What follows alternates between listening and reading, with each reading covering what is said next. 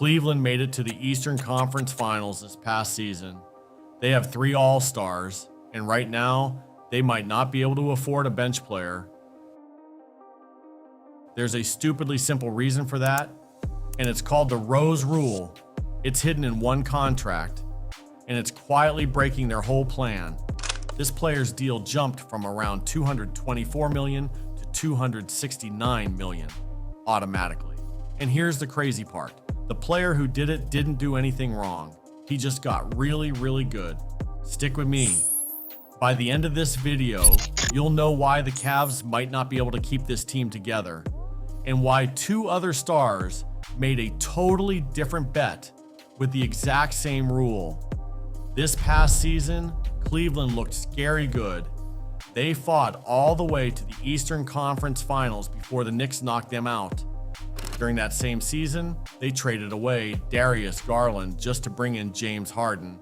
Then this summer, they locked up Donovan Mitchell with a brand new deal. On paper, this team should be unstoppable. But there's a problem hiding underneath it all, and it has nothing to do with how good these guys are. Let's keep this simple. When a young star's rookie deal is ending, teams offer him a new contract called a designated rookie extension.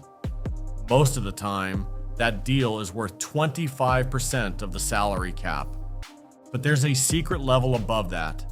If a player wins a big award, like Defensive Player of the Year, or gets picked for All NBA, his deal can jump all the way to 30%. This is written into the NBA's collective bargaining agreement, the CBA, the rule book that governs everything about player contracts and team spending.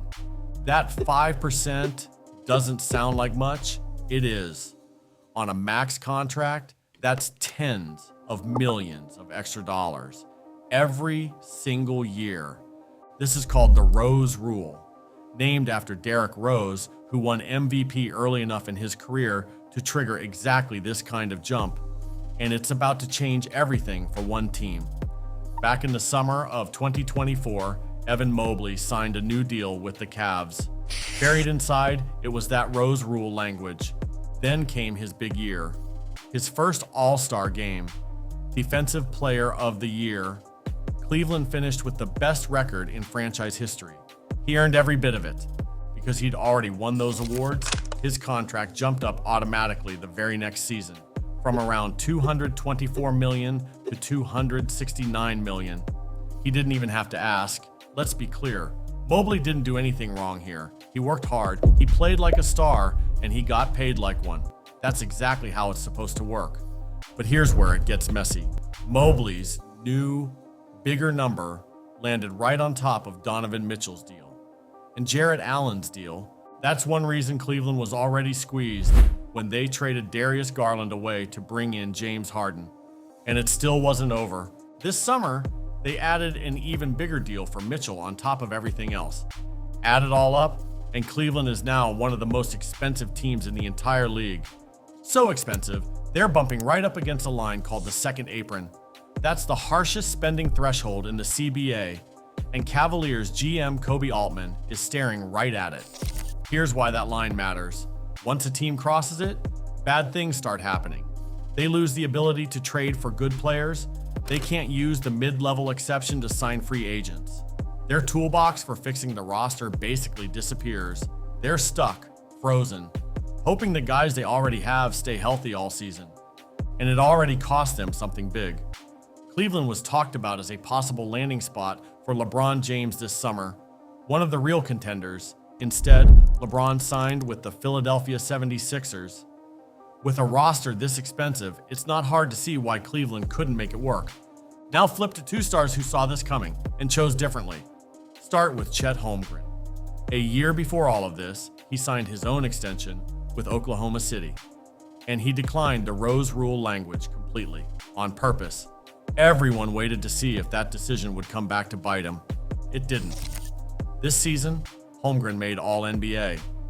Normally, that's exactly the kind of thing that bumps a player's pay way up. Except he had declined the Rose Rule language in his contract, so nothing changed. His number stayed exactly the same. His team stayed flexible. The bet already paid off. Now watch what happened next. This summer, Victor Wembanyama faced the exact same choice. He had just won Defensive Player of the Year himself. He could have taken that same Rose Rule jump just like Mobley did. Instead, he said no too. He walked away from about $50 million on purpose so his team, the Spurs, would have more room to build a winning roster around him.